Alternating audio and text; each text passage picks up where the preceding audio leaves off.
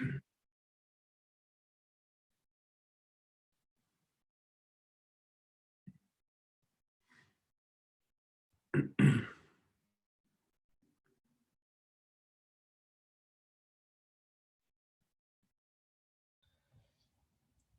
media, we'll give everyone just a minute here to load into the Zoom before we get started.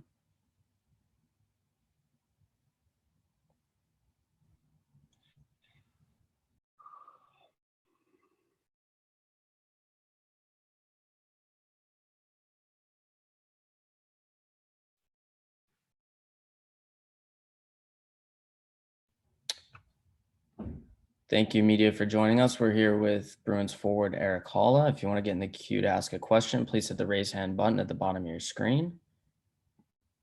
We'll start with Steve Conroy. Hey, Erik, congratulations on the deal. Thank you. There's a little bit of uncertainty at the center position here with whether David Krejci comes back or not. Did that factor into your thinking at all, one way or another?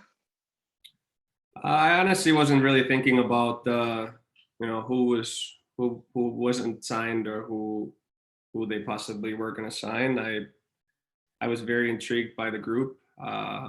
It's a very good team, and there's something that I was very excited to be a part of. Where do you see yourself fitting in? I feel like a natural position is a center, but I think my strength is versatility. I can kind of play everywhere. In my career, I played every single role up and down the lineup. So I don't really want to think about that too much. I want to make sure that I come to camp ready, and I think those things will sort out. Great, thank you. Thanks. We'll go next to Matt Porter. Hey, Erik, congratulations again.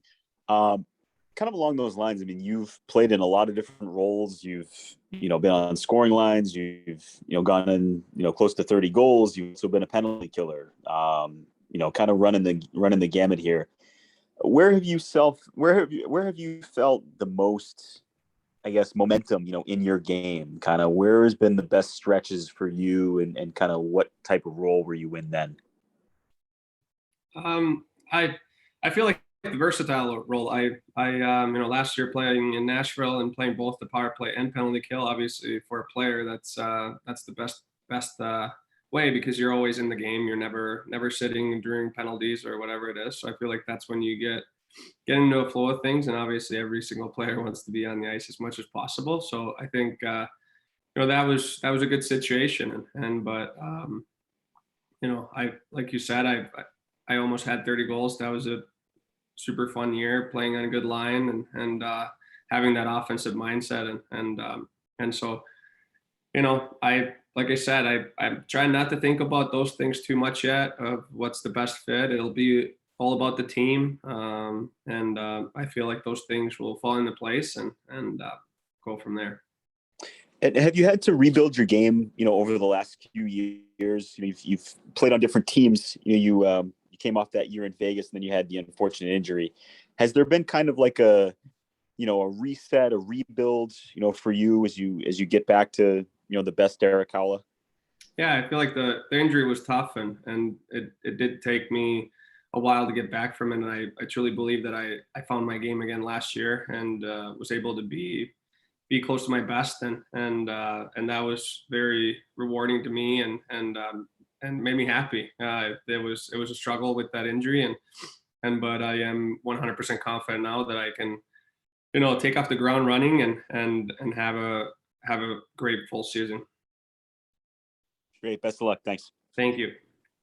Kevin Dupont. Hi, Erik.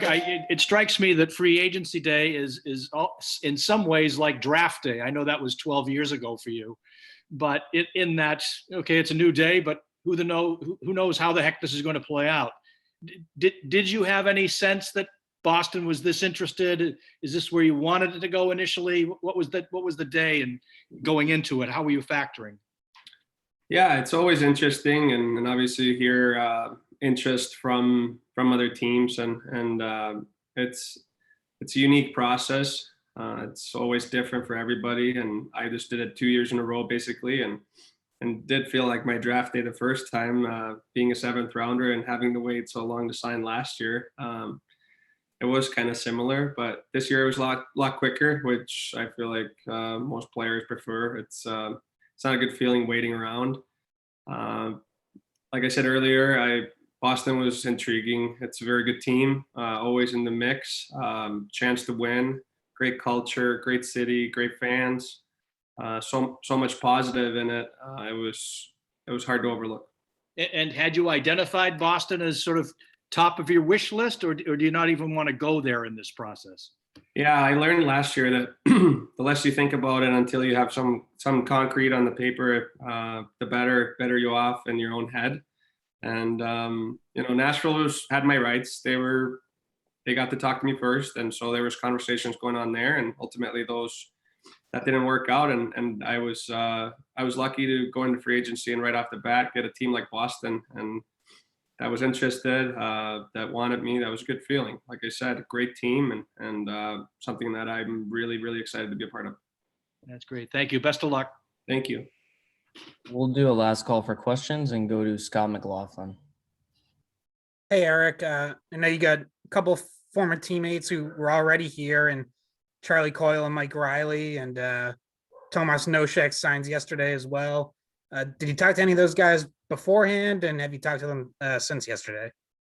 Yeah, I didn't talk to them beforehand. It's like we talked about, you never know what can happen in the last seconds or last minutes of if you think you're going to sign and it doesn't work out or whatnot. So after the signing was done, I did reach out to Charlie and before it was announced, and said kind of like, hey buddy, like excited to be teammates again and yada yada. He gave me some suggestions of maybe living wise, and it's a good feeling going to a team when you know somebody well and somebody who can help you out right off the bat and even make you feel welcome. That's a huge part. I talked to Mikey as well, and I texted Nosy and yeah, it's knowing a couple guys is good. Excited to meet the rest of the group and get acclimated.